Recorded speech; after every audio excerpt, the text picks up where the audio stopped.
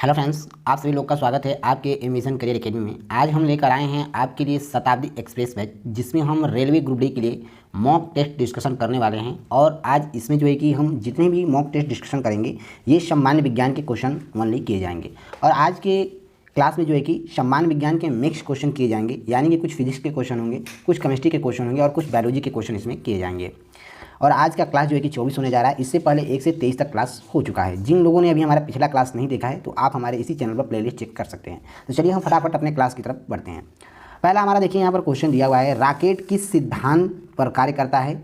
A option दिया हुआ है ऊर्जा संरक्षण पर, बी ऑप्शन दिया है बर्नौली प्रमेय पर, सी ऑप्शन दिया हुआ है एवोगाड्रो परिकल्पना पर, डी ऑप्शन दिया है संवेग संरक्षण पर।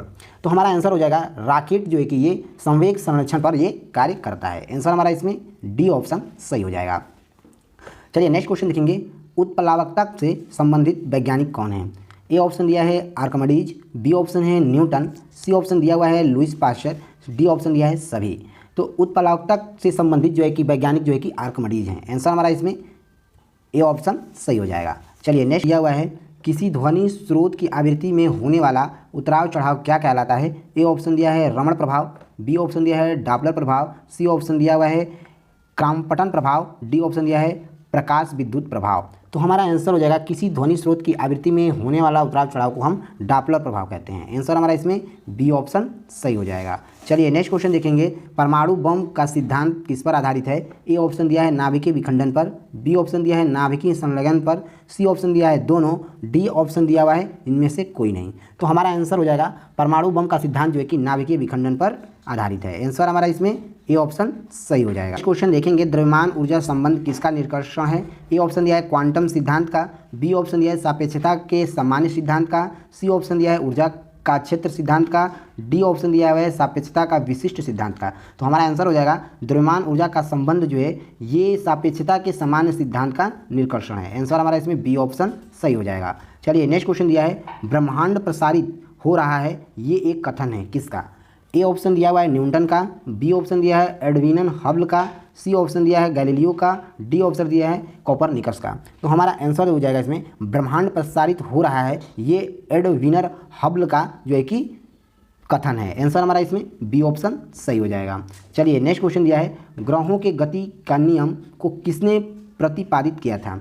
ए ऑप्शन है न्यूटन ने, बी ऑप्शन है केपलर ने, सी ऑप्शन है गैलीलियो ने, डी ऑप्शन दिया है कोपरनिकस ने। तो हमारा आंसर हो जाएगा ग्रहों की गति के नियम को जो है कि केपलर के द्वारा प्रतिपादित किया गया था। आंसर हमारा इसमें बी ऑप्शन सही हो जाएगा।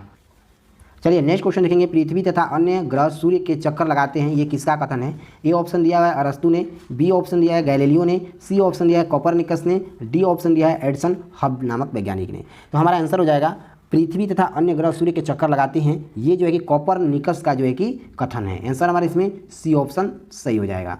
चलिए नेक्स्ट क्वेश्चन दिया है, तारों व सूर्य की ऊर्जा का स्रोत क्या है। ए ऑप्शन दिया है नाभिकीय संलयन, बी ऑप्शन है नाभिकीय विखंडन, सी ऑप्शन है विद्युत चुंबकीय प्रेरणा, डी ऑप्शन है विद्युत बल्ब। तो हमारा आंसर हो जाएगा तारों व सूर्य की ऊर्जा का स्रोत जो है कि नाभिकीय संलयन होता है। आंसर हमारा इसमें ए ऑप्शन सही हो जाएगा।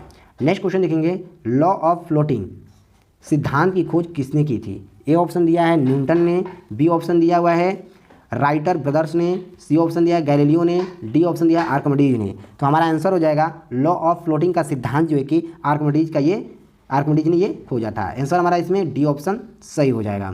चलिए नेक्स्ट क्वेश्चन देखेंगे, पौधों में भी जीवन होता है को किसने बतलाया था। ए ऑप्शन दिया है जेसी बोस ने, बी ऑप्शन दिया है एस स्वामीनाथन ने, सी ऑप्शन दिया है मेघनाथ शाह ने, डी ऑप्शन दिया है हरगोविंद खुराना ने।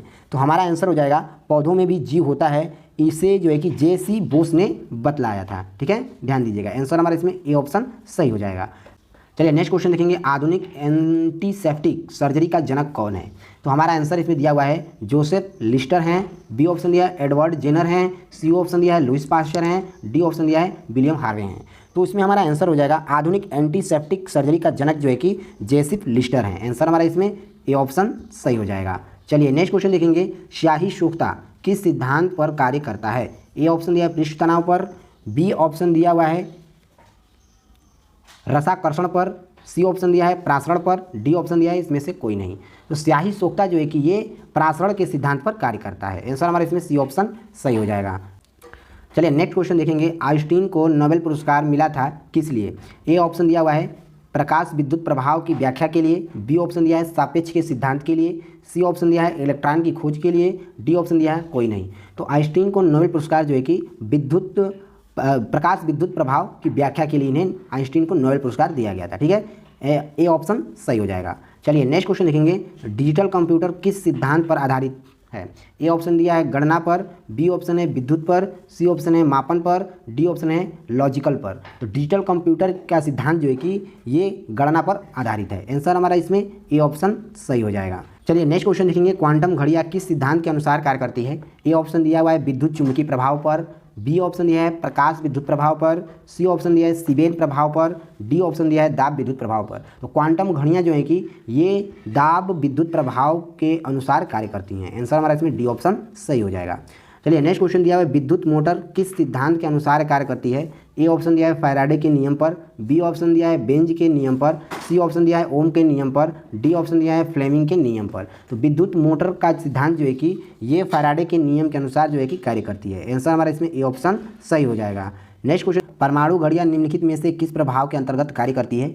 ए ऑप्शन दिया है सीबेक प्रभाव पर, बी ऑप्शन दिया है पीजोइक इलेक्ट्रिक प्रभाव पर, सी ऑप्शन दिया है पेल्टियर प्रभाव पर, डी ऑप्शन दिया है कॉम्पटन प्रभाव पर। तो परमाणु घड़ियाँ जो हैं ये पीजोइक इलेक्ट्रिक प्रभाव पर कार्य करती हैं। आंसर हमारा इसमें बी ऑप्शन सही हो जाएगा। चलिए नेक्स्ट क्वेश्चन दिया हुआ है, लेसर किस सिद्धांत पर कार्य करता है? ए ऑप्शन दिया है विसरण का उद्दीपन उत्सर्जन पर कार्य करता है, बी ऑप्शन दिए हैं प्रकाश विद्युत प्रभाव पर कार्य करता है, सी ऑप्शन दिया है रमन प्रभाव पर कार्य करता है, डी ऑप्शन दिया है इसमें से कोई नहीं। तो हमारा आंसर हो जाएगा लेसर जो है कि ये विसरण के उद्दीपन के उत्सर्जन पर ये कार्य करता है। आंसर हमारा इसमें ए ऑप्शन सही हो जाएगा। चलिए नेक्स्ट क्वेश्चन देखेंगे, रडार की कार्यप्रणाली किस सिद्धांत पर आधारित है? ए ऑप्शन दिया हुआ है तरंगों का अपवर्तन पर, बी ऑप्शन दिया है डॉपलर प्रभाव पर, सी ऑप्शन दिया है रेडियो तरंगों के अपवर्तन पर, और डी ऑप्शन दिया है रमन प्रभाव पर। तो रडार की कार्यप्रणाली जो है ये रेडियो तरंगों के अपवर्तन के सिद्धांत पर आधारित है। आंसर हमारा इसमें सी ऑप्शन सही हो जाएगा। चलिए नेक्स्ट क्वेश्चन देखेंगे, हाइड्रोजन बम किस पर आधारित है? ए ऑप्शन दिया हुआ है नाभिकीय संलग्न पर, बी ऑप्शन दिया है नाभिकीय विखंडन पर, सी ऑप्शन दिया है रेडियो एक्टिव विघटन पर, डी ऑप्शन दिया है सभी पर। तो हमारा आंसर हो जाएगा हाइड्रोजन बम जो है कि ये नाभिकीय संलग्न पर आधारित है। आंसर हमारा इसमें ए ऑप्शन सही हो जाएगा। नेक्स्ट क्वेश्चन देखेंगे, लेंज का नियम है? ए ऑप्शन इसमें दिया हुआ है द्रव्यमान संरक्षण का, बी ऑप्शन दिया है संवेग संरक्षण का, सी ऑप्शन दिया है ऊर्जा संरक्षण का, डी ऑप्शन दिया है द्रव्यमान एवं ऊर्जा संरक्षण का। तो लेंज का नियम जो है कि ये द्रव्यमान संरक्षण का नियम है। आंसर हमारा इसमें ए ऑप्शन सही हो जाएगा। चलिए नेक्स्ट क्वेश्चन दिया है, पृथ्वी की आयु ज्ञात करने में प्रयोग होता है? ए ऑप्शन दिया है कार्बन डेटिंग, बी ऑप्शन दिया है जर्मेनियम डेटिंग, सी ऑप्शन दिया है यूरेनियम डेटिंग, डी ऑप्शन दिया है उपयुक्त सभी। तो पृथ्वी की आयु पता लगाने में जो है कि हम यूरेनियम डेटिंग के द्वारा पता लगाते हैं। ठीक है, पृथ्वी की आयु यूरेनियम डेटिंग के द्वारा। आंसर हमारा इसमें सी ऑप्शन सही हो जाएगा। चलिए नेक्स्ट क्वेश्चन देखेंगे, जीवाश्मों व पेड़ पौधों की आयु ज्ञात करने में प्रयोग की जाती है? ए ऑप्शन दिया है कार्बन डेटिंग, बी ऑप्शन दिया है यूरेनियम डेटिंग, सी ऑप्शन दिया है जर्मेनियम डेटिंग, डी ऑप्शन दिया है सभी। तो हमारा आंसर हो जाएगा इसमें जीवाश्म और पेड़ पौधों की आयु ज्ञात करने में हम कार्बन डेटिंग के द्वारा इसका पता लगाते हैं। ठीक है, ये ऑप्शन इसमें सही हो जाएगा। नेक्स्ट क्वेश्चन देखेंगे, स्टोक्स का नियम किससे संबंधित है? ए ऑप्शन दिया है गैस के दाब से, बी ऑप्शन दिया है द्रव में गिरती हुई गोली से, सी ऑप्शन दिया है प्रकाश की तीव्रता से, डी ऑप्शन दिया है ध्वनि के वेग से। तो स्टोक्स का नियम जो है कि ये द्रव्य में गिरती हुई गोली से इसका हम पता लगाते हैं और ये इसी से संबंधित है। आंसर बी ऑप्शन सही हो जाएगा। चलिए नेक्स्ट क्वेश्चन देखेंगे, किसी चालक के सिरों के बीच विभवांतर उसमें बहने वाली धारा के समानुपाती होता है, यह किसका नियम है? ए ऑप्शन दिया है कूलाम के नियम का, बी ऑप्शन है फैराडे के नियम का, सी ऑप्शन दिया है जूल के नियम का, डी ऑप्शन है ओम के नियम का। तो हमारा आंसर हो जाएगा ये ओम के नियम का जो है कि सिद्धांत है। आंसर हमारा इसमें डी ऑप्शन सही हो जाएगा। नेक्स्ट क्वेश्चन देखेंगे, सल्फाइड अयस्कों के सांद्रण की विधि क्या है? ए ऑप्शन दिया हुआ है गुरुत्व पृथक्करण विधि, बी ऑप्शन है चुंबकीय पृथक्करण विधि, सी ऑप्शन है फेन प्लवन विधि, डी ऑप्शन है निच्छालन विधि। तो हमारा आंसर हो जाएगा सल्फाइड अयस्कों का सांद्रण विधि जो है कि इसमें हमारा फेन फ्लवन विधि द्वारा किया जाता है। आंसर हमारा इसमें सी ऑप्शन सही हो जाएगा। नेक्स्ट क्वेश्चन देखेंगे, अयस्कों से चुंबकीय अशुद्धियों को दूर करने के लिए प्रयुक्त की जाने वाली विधि कौन सी है? ए ऑप्शन है गुरुत्व पृथ्वीकरण विधि, बी ऑप्शन है चुंबकीय पृथक्करण विधि, सी ऑप्शन है फ्लेन प्लवन विधि, डी ऑप्शन है निच्छालन विधि। तो हमारा आंसर हो जाएगा इसमें अयस्क के चुंबकीय अशुद्धियों को दूर करने के लिए हम चुंबकीय पृथक्करण विधि द्वारा करते हैं। आंसर हमारा इसमें बी ऑप्शन सही हो जाएगा। नेक्स्ट क्वेश्चन दिया है प्राकृतिक वर्ण सिद्धांत का प्रतिपादन किसने किया था। ए ऑप्शन दिया है लैमार्क ने, बी ऑप्शन दिया है मेंडल नामक वैज्ञानिक ने, सी ऑप्शन दिया हुआ है वैलेसिस नामक वैज्ञानिक ने, डी ऑप्शन दिया है डार्विन नामक वैज्ञानिक ने। तो प्राकृतिक वर्ण का सिद्धांत जो है कि डार्विन नामक वैज्ञानिक ने दिया था। आंसर हमारा इसमें डी ऑप्शन सही हो जाएगा।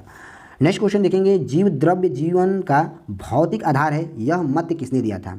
ए ऑप्शन दिया है हक्सले नामक वैज्ञानिक ने, बी ऑप्शन दिया है मैलपिंगी नामक वैज्ञानिक ने, सी ऑप्शन दिया हुआ है रॉबर्ट हुक नामक वैज्ञानिक ने, डी ऑप्शन दिया है पाश्चू नामक वैज्ञानिक ने। तो हमारा आंसर हो जाएगा जीव द्रव्य जीवन का भौतिक आधार है, यह मत जो है कि हक्सले नामक वैज्ञानिक के द्वारा दिया गया था। आंसर हमारा इसमें ए ऑप्शन सही हो जाएगा।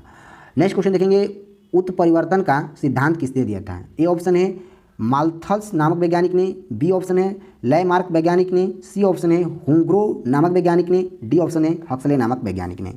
तो हमारा आंसर हो जाएगा उत्परिवर्तन का सिद्धांत जो है कि हुंग्रो नामक वैज्ञानिक के द्वारा दिया गया था। आंसर हमारा इसमें सी ऑप्शन सही हो जाएगा।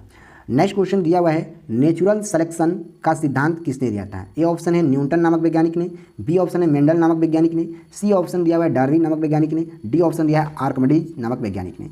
तो हमारा आंसर हो जाएगा इसमें नेचुरल सिलेक्शन का सिद्धांत जो है कि ये डार्विन नामक वैज्ञानिक के द्वारा दिया गया था। आंसर सी ऑप्शन सही हो जाएगा।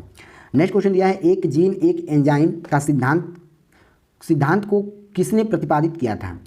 ए ऑप्शन दिया है वाटसन एवं क्रिक नामक वैज्ञानिक ने, बी ऑप्शन दिया है हरगोविंद खुराना नामक वैज्ञानिक ने, सी ऑप्शन दिया है विडल व टैटम नामक वैज्ञानिक ने, डी ऑप्शन दिया है मार्गन नामक वैज्ञानिक ने।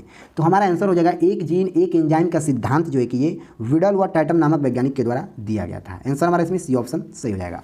तो चलिए फ्रेंड्स, यहाँ पर हम टोटल 33 क्वेश्चन का सामान्य विज्ञान का क्वेश्चन को डिस्कस किया। मिलते हैं हम अगले लेक्चर में, तब तक के लिए जय हिंद जय भारत। और आप अपना प्यार बनाए रहें, प्लीज़ इसे ज़्यादा से ज़्यादा क्लास को शेयर करें। और अभी तक आपने क्लास को सब्सक्राइब नहीं किया तो अगला नोटिफिकेशन लेने के लिए आप प्लीज़ हमारे क्लास को सब्सक्राइब कर लीजिए। तो चलिए मिलते हैं अगले लेक्चर में।